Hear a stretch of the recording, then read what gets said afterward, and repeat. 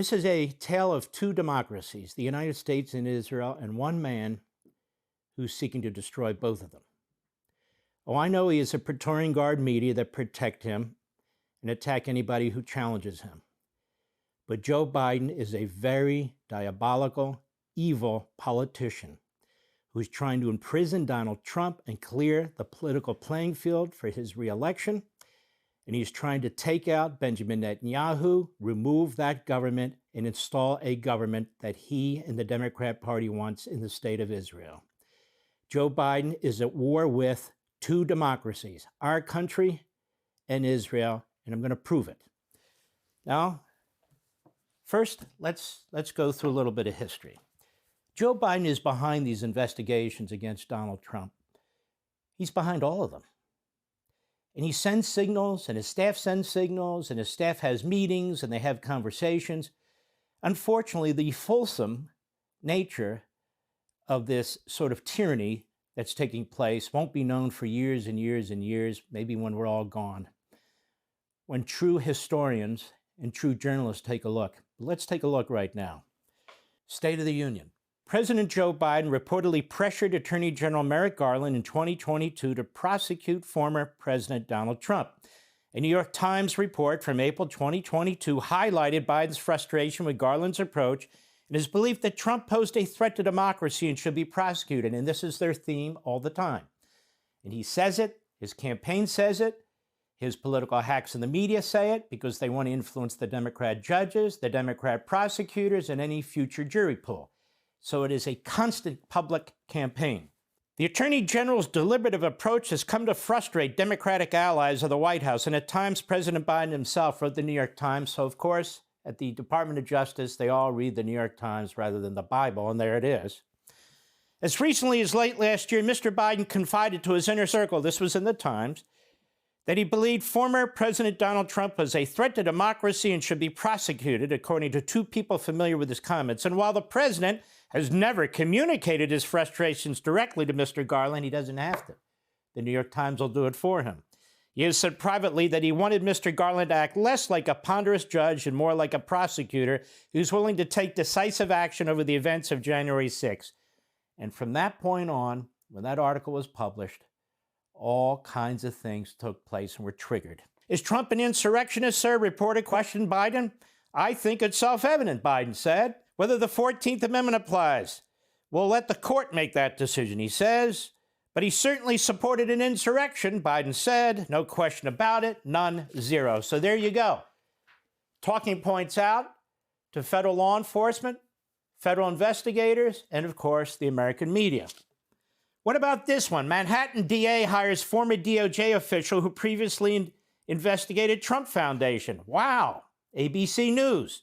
Manhattan District Attorney Alvin Bragg announced that his office has hired former Justice Department official Matthew Colangelo as senior counsel. Colangelo served in the Department of Justice. He was the Associate Attorney General of the United States, acting, appointed in that slot by Biden.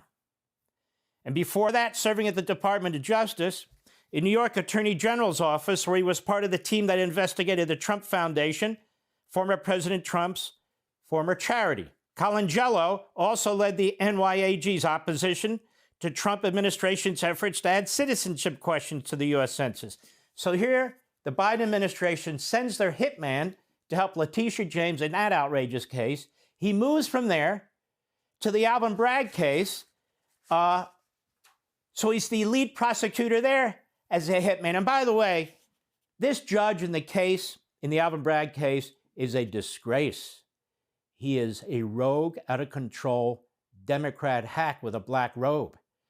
He's making statements that are outrageous. He has an unconstitutional gag order to protect his daughter and other people, not from violence, but being exposed.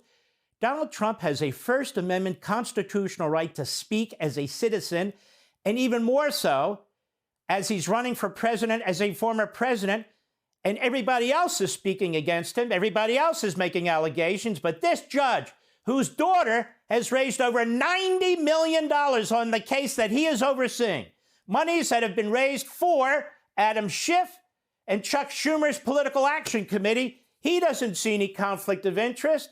He's donated to Democrats in the past. These judges in New York, what a disgrace. You got to be nuts to stay in New York if you can get the hell out of there. And so this judge now makes a comment about he's handling a federal insurrection case. This judge is not only a political hack, he's dumb as a doorknob. But it doesn't matter. It's going to be a Democrat jury in Manhattan that hates Donald Trump. They already got the word from Biden. They got the word from the media, and they know what their job is. It's not to do justice. It's to convict, and that's the whole goal here. And of course, with the immunity issue before the U.S. Supreme Court, Trump's lawyers said to this local state, I guess, judge, let this immunity decision be decided because all this may not, no, we're going for it anyway. Why? We have a calendar. What's on the calendar? The election.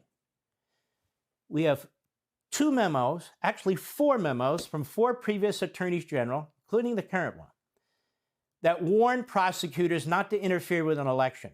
And by the way, the case that's being brought in Manhattan is almost identical to the case that was brought by Jack Smith. You may have heard of him. He's back. He's the federal prosecutor that the Biden regime appointed to try and destroy Donald Trump.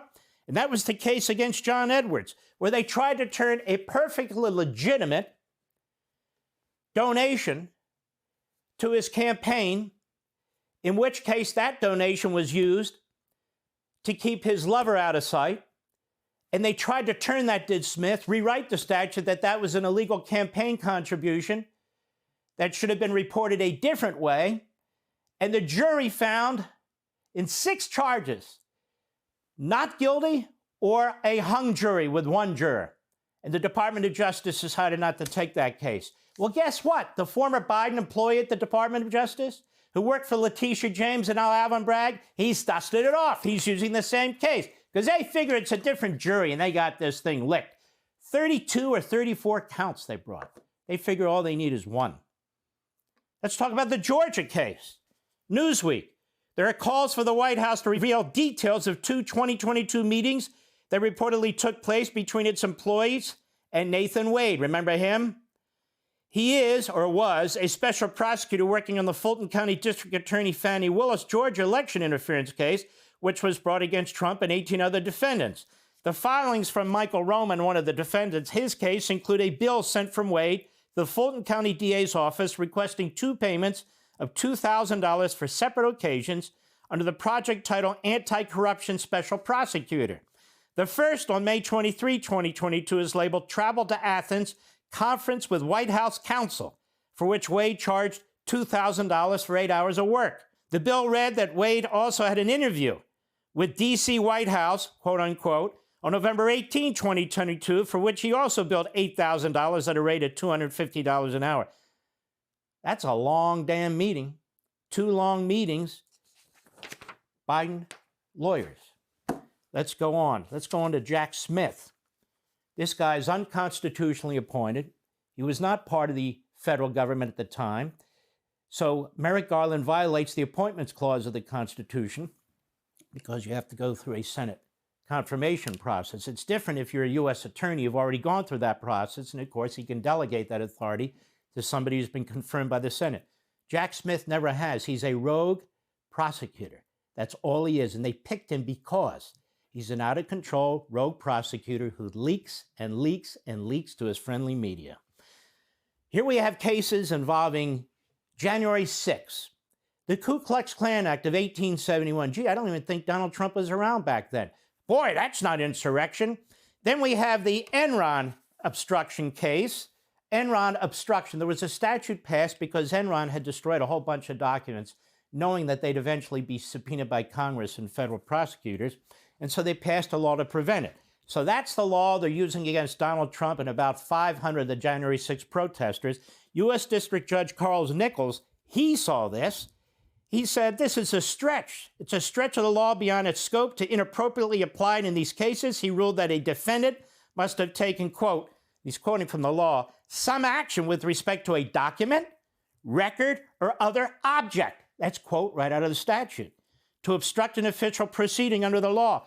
So we have a 3-judge panel in Washington, D.C. that decides that this applies to Donald Trump and these protesters. Now, who's on this panel? 2 Biden appointees. 2 out of 3. That's not too bad.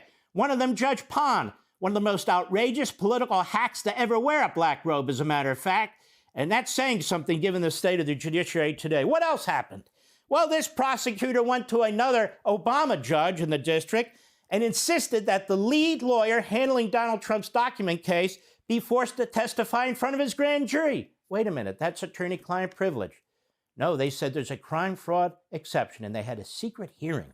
And they decided that Donald Trump's lawyer had to testify for the prosecution in front of a grand jury and provide all his notes. What do you think of that, folks? We have the fact that he brought an indictment in the documents case in Washington, D.C., but the case was in Florida. He goes, oh, okay, I got the indictment, now I'll move it to Florida. And I'll get a rubber stamp indictment from a new grand jury that never heard a single witness or testimony. Nothing of the sort. He's trying to cut corners. He demanded that the Supreme Court order a trial take place in front of another Obama judge in Washington, D.C., and the Supreme Court said on the immunity issue, excuse me, it's a complex constitutional issue. You may want to get this done before the election. They didn't put it. I'm reading between the lines. But we don't have to do that. And then we have the espionage case, which is a joke. Espionage, this is a law passed in 1917. It's never been applied against a former president. Wasn't applied against Hillary Clinton. They made excuses for her. Wasn't applied against the certified imbecile, Joe Biden, who violated it over and over and over again. Here's the evidence right here. Look at this. He violated it when he was a senator, he stole documents. When he was a private citizen, he stole documents. When he was a vice president, he stole documents. And he conveyed the classified information to a ghostwriter because he was getting paid $8 million by a publisher, which I say means he sold classified information for $8 million. This is all going on today as they try and put Donald Trump in prison. And they don't care who does it. Multiple charges, multiple outrageous charges, multiple phony judges, Democrat prosecutors. I said there's two countries involved. While Joe Biden's trying to put Donald Trump in prison and his Praetorian Guard media are celebrating, he's also trying to destroy the government in Israel simultaneously and take out Benjamin Netanyahu. There's a piece in JNS by Carolyn Glick. The war rages in the Gaza Strip, northern Israel, Lebanon, Eilat, and on the streets of Israel cities as Iran's Palestinian, Lebanese, Syrian, Iraqi, and Yemeni proxies maintain and escalate their operations against the Jewish state. Unmoved by this state of affairs, Israel's far left is reinstating the anti-government riots that occurred regularly for the first 3 quarters of 2023. She goes on later, to be sure, there are a number of reasons this is happening, but perhaps the main one was revealed on March 17 by riot leader, the head rioter, Ami Dror, in a WhatsApp group chat with his colleagues. The communication, which Dror authenticated in an interview with Channel 14, was reported on X, Twitter, by a poster who operates under the handle Arabello Tuna Hunter. Stick with me. In that communication, Dror, the head rioter, told his colleagues that the White House was asking them to reinstate the riots. Based on what he referred to as a conversation with his contacts in the White House, Dror set out in granular detail the White House's 4-part plan to overthrow the Netanyahu government. The components involved actions on the ground in Gaza, the use of the UN Security Council, extortion of government ministers in the Netanyahu government, and mass protests. Dror called his report an important update from the American administration. He explained that his update followed an earlier text he sent out on March 6 on the same topic. Quote, the American plan as I published it on March 6 remains unchanged. The day after my publication, the Biden administration announced the establishment of an American port in Gaza that will seize from Israel the ability to rule the Strip. The port will be used initially to provide food, but the central purpose of the port is to rebuild Gaza. The purpose of the U.S. campaign for humanitarian aid, he explained, was twofold: undermining the control of the Israeli Defense Forces in Gaza and blackmailing government ministers. Well, Netanyahu's chief political rival is Gantz. Gantz was summoned to Washington a few weeks ago, and he went because they want to replace Netanyahu with Gantz. So this guy, Dror, the head rioter, he said, Gantz wrote, was summoned to the United States for a reprimand. He was humiliated. The Americans said hair-raising things to him. At the start of the war, the Americans demanded that he join the government. He was their man, the man that would ensure that Netanyahu and Ben-Gvir didn't set the world on fire. He came in, he blocked the war in Lebanon, promised that he was going in for 6 weeks, and then he and the protest groups would take the government apart. After 6 weeks, he and Dory promised that by January 1, they would deliver the goods, and in practice, the final deadline the Americans gave him was Ramadan. In other words, overthrow Netanyahu by Ramadan. When he didn't deliver for the U.S., the administration understood that they can't trust Gantz. Maybe he'll be a comfortable prime minister in the future, but the Americans seized full control over management of the war against Netanyahu. And guess what? Gantz announced last week that in September he wants a new election or he's out of the government. And there's other articles on this in Breitbart by our friend Joel Pollack, what's taking place. So Joe Biden is trying to put Donald Trump in prison on multiple fronts so he can win the presidency without a real challenge. And simultaneously, he's trying to drive Netanyahu from office, and he is involved in promoting a civil war in the state of Israel. And now you can understand why he says the things he says, why he funds the organizations he funds. Evil, diabolical, Joe Biden destroying two democracies at the same time. Hey, Sean Hannity here. Hey, click here to subscribe to Fox News YouTube page and catch our hottest interviews and most compelling analysis. You will not get it anywhere else.